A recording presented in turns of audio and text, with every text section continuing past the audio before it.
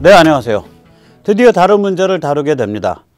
지금 미국이 취하고 있는, 한국이나 동맹에 대해서 취하고 있는, 사실은 미국 국내 경제 정책이죠. 그게 이제 세계 경제에 미치는 영향인데, 뭐 살벌하죠.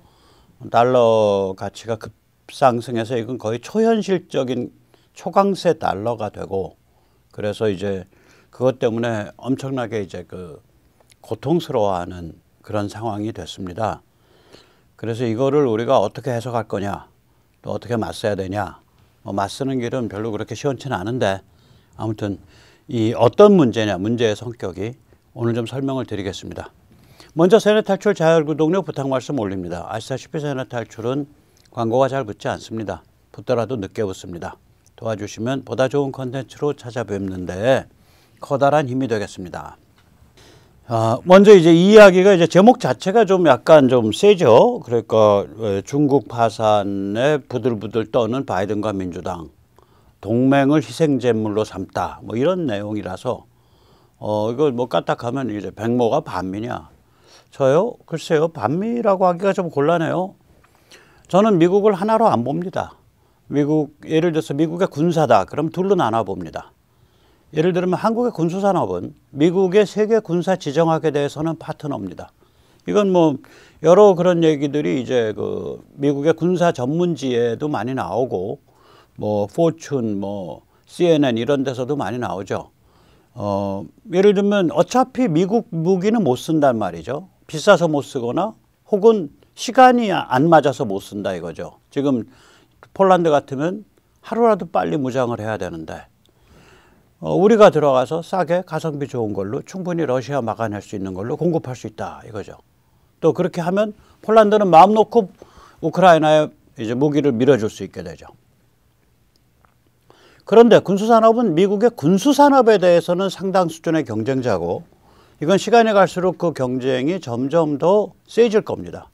그래서 예를 들어서 전투기 엔진 못 구할 텐데요. 저는 그렇게 안 봅니다. 전투기 엔진이요, 미국의 군사지정학 쪽이랑 얘기가 되면 엔진을 만드는 제너럴 일렉트릭의 입장에서 보면 그거를 록히드 마틴에 파나 노스롭 그루만에 파나 한국에 파나, 한국에 팔면 아주 좋은 고객이 하나 또 생기니까 좋죠.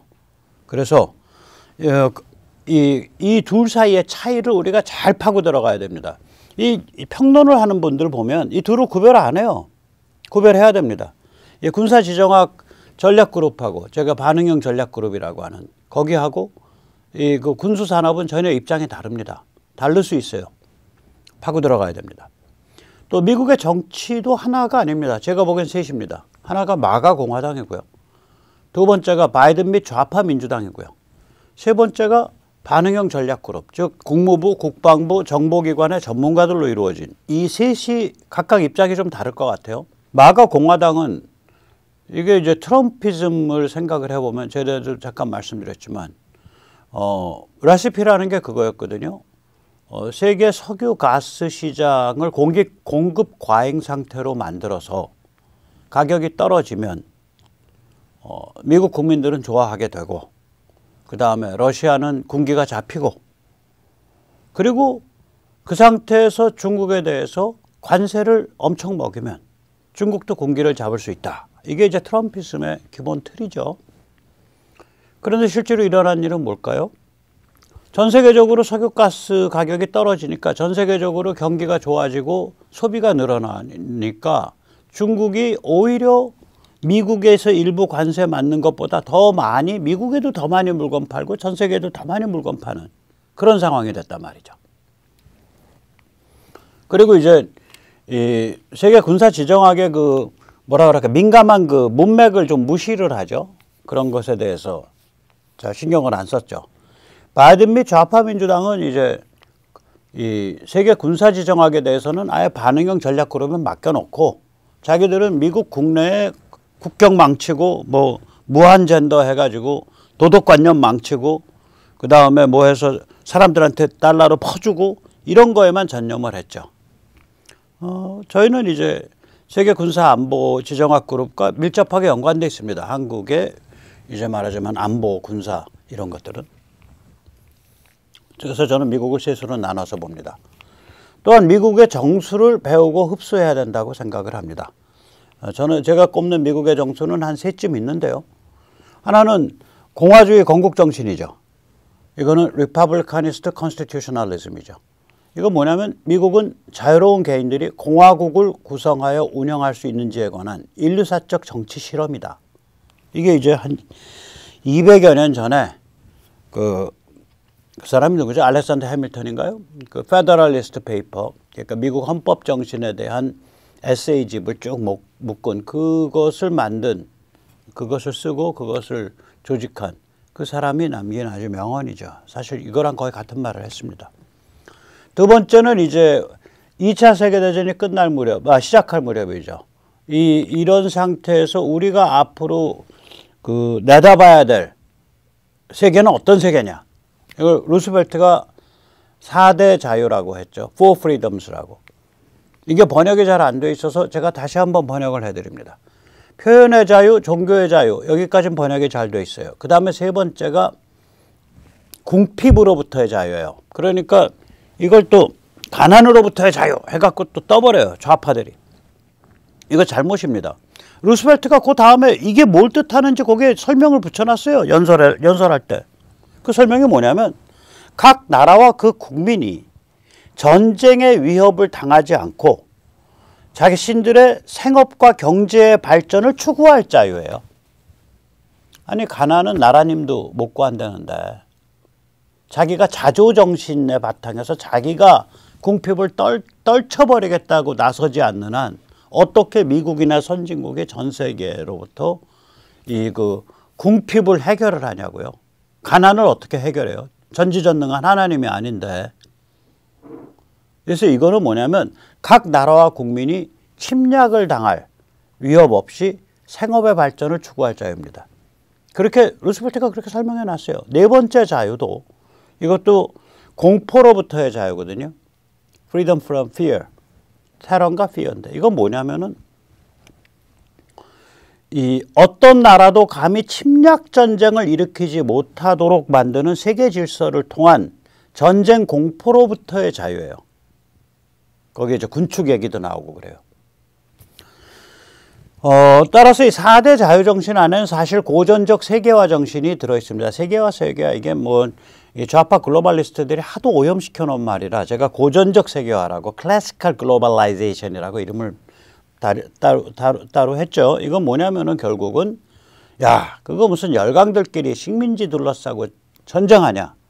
그러면 안 돼. 전 세계 어느 곳이든 전 세계 누구든 어느 곳이든 무슨 상품이든 합법적이라면 큰 문제가 없다면 그걸 팔고 장사하고 서비스하고 이럴 수 있어야 돼. 여기는 영국 식민지니까 독일이나 프랑스는 들어오지 마. 여기는 프랑스 식민지니까 영국이나 독일은 들어오지 마. 그래서 각축전하는 거 이제 안 돼. 세계 시장, 세계 분업, 세계 교환, 세계 금융, 세계 운송 체제를 만든다.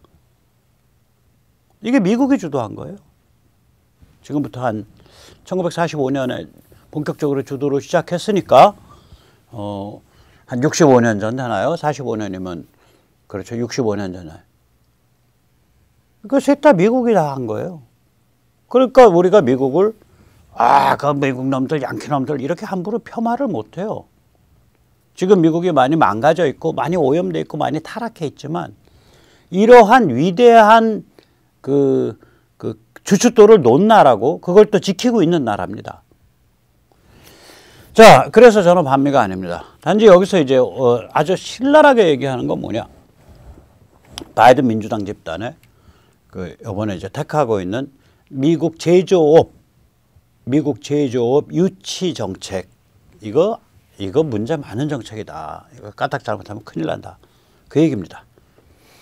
하나씩 살펴보죠. 지금 바이든이나 민주당 정부에서 보면요. 이 중국 파산이 겁이 난다고요. 저도 겁나거든요. 이 파산이 어떤 형태로 올 것이냐. 그냥 아주 바닥을 기는 침체로 올 거냐. 정말 IMF처럼 무슨 국가 부도로 올 거냐. 그건 저도 잘 모르겠어요. 아무튼 그냥 꼬라박혀요. 우리 한 총리께서 말씀하셨듯이 꼬라박힙니다. 이 중국에 관한 모든 거시 지표들이 거대한 파국을 가리킵니다. 무역수지, 경상수지, 자본수지, 대외채무, 환율. 그다음에 양자강은 지금 바닥을 드러냈고요. 삼엽댐도 수위가 너무 낮아져서 물도 더 방류를 못하고 이제 전력 생산도 어려운 상태. 그러니까 그게 삼엽대뿐만이 아니라 그 양자강 그 중상류 쪽으로 그냥 수십 개, 뭐 수백 개 그 크고 작은 그 수력 발전소들이 있는데 그게 다 지금 문제를 일으켜요. 그리고 중국 자체를 보면 저는 이걸 폰지 인민공화국이라고 합니다. 폰지가 이제 남의 돈 끌어들여서 먼저 번에 가입한 사람들 수익 챙겨주고 또 끌어들여서 두 번째 가입한 사람들 수익 챙겨주고 그래서 계속 끌어들일 사람이 무한하면은 계속 성장해 나갈 수 있는 따뜻한 그런 사기극이죠. 하우스 오브 카즈. 이게 카드로 지은 그런 집이죠. 하나 툭 건드리면 우르르 넘어지는. 부동산, 금융, 인프라, 1대1로 기업, 군수산업 이거 전체가 다 사기극입니다. 예를 들어서 고속철. 전 세계 모든 고속철의 총 연장보다 훨씬 더 긴 고속철이 중국에 깔려 있는데 안 돌아가요. 재산이 안 맞아요. 1조 8천억 달러. 얘들 이거 한 건 한 건이 뭐 다 그래요. 부동산이 6천만 채. 기본이 조달러예요. 조달러. 1대1로 1조 달러 퍼준 거. 이게 전부 총체적 부실이에요. 그러니까 부동산이 이게 폰지 같은 게 왜 그러냐면 자, 지방정부의 입장에서는 부동산 프로젝트가 붙으면 땅을 99년 리스해주는 사실상 판매죠. 그걸 하면서 돈을 받아요. 돈을 벌어. 그 다음에 은행 같으면은 부동산 프로젝트가 벌어지면 우리는 그런 게 없잖아요. 얘들은 분양 신청 단계부터 완납 장기 주택 할부 융자를 해줘요. 은행이. 그럼 은행이 관리 감독을 해야 될 거 아니에요. 그게 제대로 지어지는지. 그건 안 해. 자기들은 금융상품 팔았으니까 땡. 우리 예를 들어서 중도금 뭐 이런 거 할 때 중도금의 자체에 대해서는 융자가 없잖아요. 중도금 융자하려면 담보를 제공해야 융자를 받죠. 담보 없이 무담보 중도금 융자 그런 거 없죠. 은행에서는 아직 지어지지 않은 건물이니까 질권이 설정이 안 되기 때문에 미완공 상태 건물에 대해서는 그거를 담보로 해서 융자를 안 할 겁니다. 저는 그거 안 해봐서 모르는데 당연히 우리는 그렇죠. 근데 얘들은 그게 아니라 그냥 허허벌판에 분양 공고 나 있는 그 상태에서 그 아파트의 전액에 관해서 그러면 몇 프로인지 몰라도 뭐 8, 90%를 예를 들어서 주택 장기 융자가 들어가는 거예요. 그런데 그 아파트가 올라가냐 안 올라가냐에 대해서 은행은 노타치. 그렇게 해서 그 융자금이 이제 차례로 이제 은행에 꼽혀서 이제 그 특수 계정에 모이죠. 명분상으로는 그걸 못 빼내게 돼 있는데 아무도 관리를 안 해서 결국은 건설사가 막 빼내는 거예요. 빼갖고 또 프로젝트 벌리고 또 버리고 또 버리고. 폰지죠. 그걸 또 옆에서 그 지방정부 박수치고 땅 파니까. 그다음에 관시를 둘러싼 어두컴컴한 그 커넥션들은 계속 박수치고 그 과정에서 뭔가 주워 먹는 게 있으니까. 근데 저게 거기만 그런 게 아니라 항모나 뭐 군함을 짓는 것도 마찬가지다 이거지. 항모나 군함이 제대로 돌아가냐 안 돌아가냐 상관없이 인민해방군에서 조선소로 다 망해가는 조선소로 발주를 주고 조선소에서 뒷돈 빼가지고 군에 갖다 바치고 군장성은 그걸 주워 먹고 그럼 좋은 거예요. 그냥 1대1로 똑같죠. 국가 돈이 낭비가 되든 말든 1대1로란 프로젝트가 벌어져서 국가에서 돈이 나가고 그 건설사가 그거 받아가지고 그 나라 가서 지으면서 돈 뒷돈 빼서 자기 인마에 포켓하고 또 갖다 바치고 다 그런 식의 전부 지금 이 프로젝트가 그렇게 운영돼 왔다고요. 지난 몇십 년 동안. 총체적 부실이죠. 어이가 아이로 됐네요. 총체를 잘못 썼네요. 먼지떨이 총체로 썼네요. 자, 그 다음에 그렇게 되니까 이제 혁명에 준하는 혁신이 없으면은 이건 수습이 안 돼요. 그러면서 결국 어떤 일이 벌어질 거냐. 이게 인민에 대한 제어력이 강하니까 이제 무역수지, 경상수지, 자본수지가 악화되고 외환보유고 악화되면 더 쥐어짜서 수출하고 그래서 어떻게든 또 막고 위축돼 가면서 강제 공장 수용소가 되는 거죠. 강제 노동 수용소가 아니라 강제 공장 수용소. 본지 인민공화국. 저는 그게 사실상의 파산 상태라고 보는데 꼭 IMF 안 가더라도. 여기서 이제 미국이 초조해지는 게 이거예요. 독일과 한국 같은 경우에 중국에 대한 투자는 주로 제조업의 공장에 관한 투자예요. 공장을 새로 지으면은 그걸 그린필드 투자라 그러고요. 이미 있는 공장 건물을 임대해서 쓰면 그걸 브라운필드 투자라 그럽니다. 예, 외국인 직접 투자해서. 그게 뭐 그린필드가 됐든 브라운필드가 됐든, 그러니까 공장 건축이 됐든 임대가 됐든 한국이나 독일은 공장 임대란 말이죠. 그래서 이제 그 공장에, 그러니까 그게 중국 시장에 관한 무슨 유통업이나 판매업이 아니면 중국에서는 이제 과실이 못 빠져나가죠. 파리바게뜨에서 과실 못 빠져나갈 겁니다. 과실 빠져나가려고 그러면 파리바게뜨가 특수한 원료를 중국 파리바게뜨로 보내고 그 원료에 대한 대금으로 좀 조금씩 빼내오는 거지 장부상의 이익으로 못 빠져나갈 거예요. 공장 쪽도 마찬가지예요. 저걸 수출을 할 때 해외에 판매 기업을 세워놓고 수출 단가를 낮추고 판매가는 높이면 실제로 과실이 빠져나간 거랑 똑같은 효과가 되죠. 그래서 한국과 독일은 그런 식으로 해왔을 거라고요. 그러면 중국이 파산을 하더라도 공장은 돌아가야 되거든요. 여전히. 수출은 계속 일어나야 되고 중국 내수가 아니라면. 독일은 또 내수 제조업에 많이 끼어들었죠. 한국은 중국 내수를 겨냥한 제조업은 별로 없을 거예요. 내수라 그래도 예를 들어서 삼성의 반도체 같은 거 정도죠. 그 낸드 이런 거 플래시 반도체. 그래서 중국 같으면은 그러니까 독일이나 한국 같으면은 이제 그 중국에 대해서 좀 그 관리 가능한 형태의 자산인데 미국의 경우에 저게 금융 자산일 거라고요. 돈 빌려준 거. 그러니까 상환이 돌아와서 내 돈 건지기 전까지는 뒷골 엄청 당기는 거예요. 지금 중국의 대부채가 한 2조 5천억 달러 되는데요. 그중에 월스트리트 미국 금융자본에서 집어넣는 게 몇 프로일 거냐. 저는 상당 퍼센트일 거라고 봅니다. 저걸 지금 이렇게 회수하고 있는 흔적이 있어요. 지금 엄청나게 빠른 속도로 회수를 해요. 뭐 거의 한 분기에 8천억 달러, 800억 달러인가? 800억 달러 한 분기에. 엄청나게 빠른 속도로 회수를 하고 있는 것 같아요. 이제 그걸 한번 들여다보시죠. 먼저 중국의 무역 수지를 한번 보면 지금 굉장히 안 좋은 그 징조가 있어요. 중국의 무역 수지는요.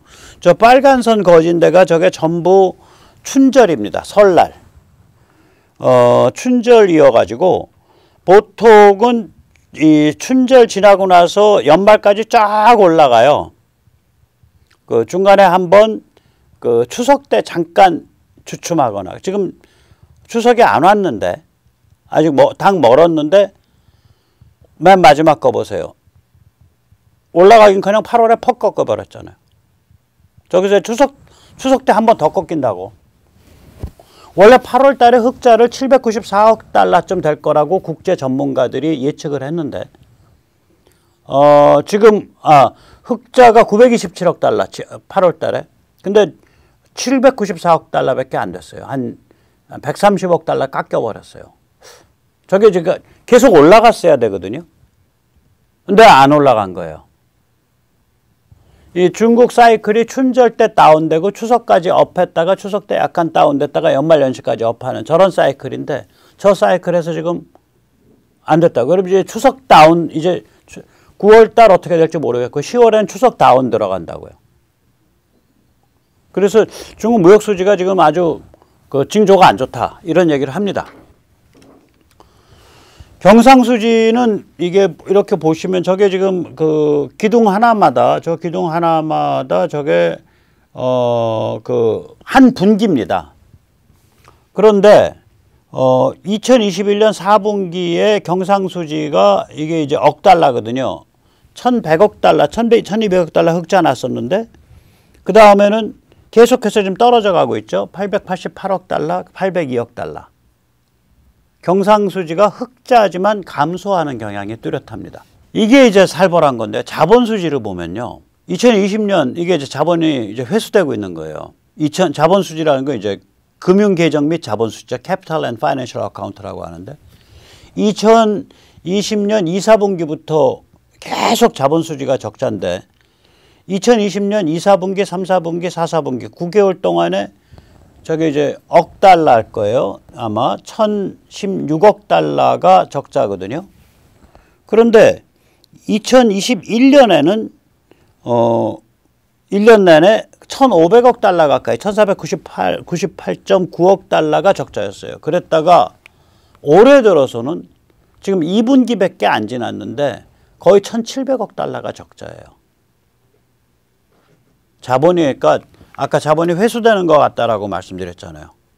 그러니까 올해 저렇게 가면 올해 회수가 한 3,400억 달러, 4,000억 달러 회수한다는 얘기예요. 아까 2조 5천억 중에. 즉 다시 말하자면 지금 구조가 어떤 구조냐면요. 무역수지에서 벌고, 이게 원래 중국이 그래요. 무역수지에서 크게 흑자를 내요. 큰 흑자를 내고 대흑, 그 다음에 서비스 및 소득수지, 그게 이제 경상수지 중에 무역수지를 빼고 나면 서비스와 소득수지거든요. 외국인이 들어와서 돈 받아갔으면 본원소득 이전 마이너스고, 그 다음에 뭐 외국에 나가 있는 노동자가 이쪽으로 보낸 거, 뭐 이런 것들 누가 보낸 거, 이전 소득 플러스고, 뭐 아무튼 그런 식으로 복잡하게 계산해요. 그러니까 서비스는 이제 컨설팅이라든지 이런 거죠. 그래서 서비스와 소득에서 상당 규모 적자 내고, 그러나 무역수지랑 무역외수지 두 개 합친 경상수지를 보면 거기서 뭐 대충 그래도 흑자 내고, 그리고 자본수지에서 좀 적자 좀 적당히 내고, 그렇게 해서 이제 나라가 운영되는 거예요. 그런데 최근에 무역수지를 보면 흑자가 축소돼요. 그리고 지금 8월 달에 축소되잖아요. 올해 들어서 계속 무역수지 흑자 폭이 줄어들잖아요. 서비스 소득의 적자가 확대돼요. 그래서 경상수지가 좀 많이 몰립니다. 아까 경상수지 보면 경상수지 그 흑자가 점점 줄어가는 추세잖아요. 그리고 더 심각한 문제는 자본수지의 적자가 확대되고 있잖아요. 그럼 이게 뭐냐? 무역수지에서 흑자가 좀 더 줄어들어가면 이거 결정탑 맞을 거다. 특히 자본수지 적자 확대가 굉장히 불길하죠. 중국으로부터 금융회수가 들어갔다는 의미로 저는 해석이 됩니다. 그래서 지금 중국의 대외부채는 현재 2조 5천억 달러인데요. 저게 중국의 중앙은행 장부 기준이거든요. 그러면 예를 들어서 중국이 지금 굉장히 경제 규모가 커서 여기 뭐 한국에도 공상은행도 나와 있고 한국의 중국 기업들 잔뜩 나와 있고 뭐 유럽에 나가 있고, 그럼 그런 현지 법인이 현지 은행이랑 거래해 갖고 현지 거래처랑 해서 그 부채 발생시킨 거는 그런 거 여기에 포함될 거냐? 안 될 것 같거든요. 중앙은행은 감지하지 못하는 거니까. 그게 장난 아닐 거예요. 그래서 중국의 실제 대외부채가 저 2조 5천억보다 클 거다 훨씬. 중앙은행 장부 바깥에 부채가 있을 거다. 근데 외환 보유고는 3조 달러에 지나지 않아요. 즉 다시 말하면 지금 외환 보유고 가지고 빚잔치 하고 나면 끝이야. 한국은 지금 자본 수지 같은 게 그 자본 소득이 그 몇백억 달러씩 밀려 들어와요. 그러니까 경상수지가 한국은 무역 요번에도 그래서 경상수지가 플러스 나잖아요. 무역 수지에서 그렇게 적자가 컸는데 전반기에. 그 얘기 뭐냐면 한국은 무역 외 부분에서 자산을 갖고 있는 거예요. 순자산을 바깥에. 쟤들은 순자산이 마이너스라고요. 거기서 이제 그 적자 난다고요. 거기다 자본 수지까지 적자야. 그럼 무역에서 이걸 다 막아야 돼. 지금 외환보유고 중에 1조 달러는 미국 국채고요. 지금 중국의 외환보유고 양은 2017년 이래 최저입니다.